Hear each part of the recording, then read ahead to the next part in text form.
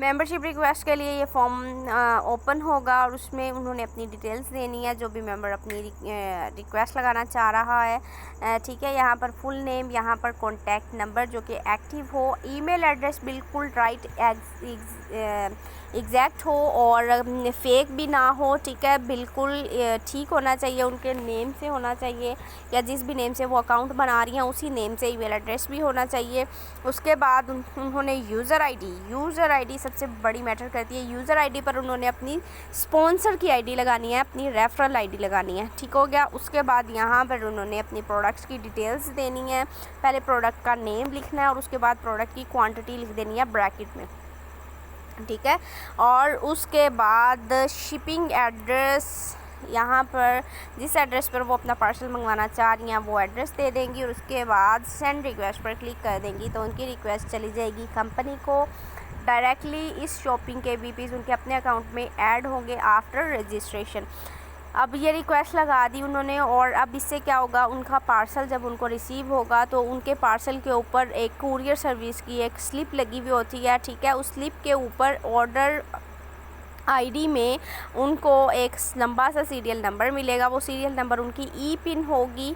ठीक है, उस ई पिन के ज़रिए उन्होंने अपना रजिस्ट्रेशन फॉर्म फिल करना है। ठीक है, ये रजिस्ट्रेशन फॉर्म नहीं है, ये मेंबरशिप फॉर्म है।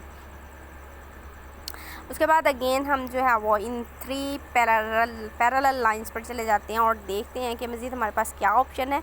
अच्छा जी, यहाँ पर एक ऑप्शन है ई पिन रिक्वेस्ट का। ठीक है, ई पिन रिक्वेस्ट का जो मेंबर रजिस्टर्ड हैं वो यहाँ से ई पिन की रिक्वेस्ट भी लगा सकते हैं।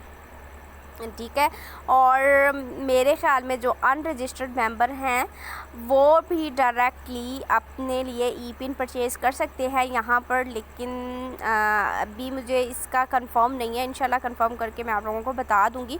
फ़िलहाल रजिस्टर्ड मेंबर इस चीज़ पर फोकस करें कि वो यहाँ से अपनी ई पिन खुद परचेज़ कर सकते हैं। यहाँ पर हम चले जाएंगे और ई पिन रिक्वेस्ट के लिए हमारे पास फॉर्म आ जाएगा। ठीक है, अब यहाँ पर भी आपके पास जो है वो कंपनी के अकाउंट नंबर्स अवेलेबल हैं, जैज़ कैश, ईजी पैसा, बैंक अकाउंट, ठीक है, यू पैसा।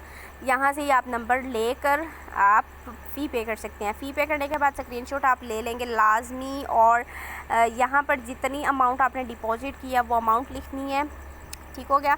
उसके बाद यहाँ पर आपने जो स्क्रीनशॉट लिया वो अपलोड कर देना है यहाँ पर, और यहाँ पर आपने ट्रांजैक्शन आईडी यहाँ पर पुटअप कर देनी है। जो आप जब फ़ी ट्रांसफ़र कर दोगे तो मैसेज आएगा, उसकी बॉटम में आपको लंबा सा सीरियल नंबर मिलेगा, वहाँ से कॉपी करके यहाँ पर पेस्ट कर देना। उसके अलावा स्क्रीनशॉट जो लिया होता है उसमें भी आपको मिल जाता है।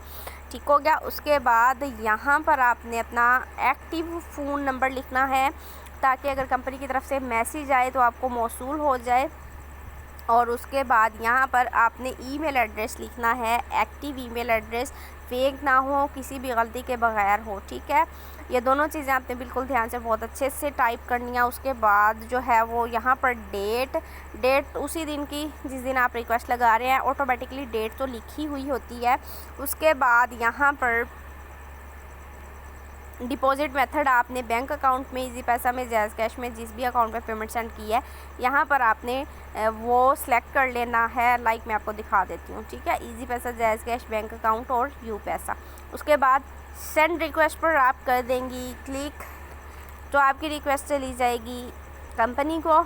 और अगर आप सुबह 9 से शाम 4 बजे तक रिक्वेस्ट लगाती हैं तो आपको बहुत जल्द रिस्पॉन्स आ जाएगा। आपकी ईमेल में आपको एक ई पिन मिल जाएगी, प्रॉपर ईमेल लिखी हुई होगी कि ये आपने पेमेंट सेंड किया, उसके अगेंस्ट आपको ये ई पिन मिल गई है। ठीक है, तो अगर आप रात को लगाती हैं रिक्वेस्ट तो लेट हो सकती है। ठीक है, तो आपको मैं यही कहूँगी कि आपके दिन के टाइम जो है वो रिक्वेस्ट लगाया करें ई पिन के लिए।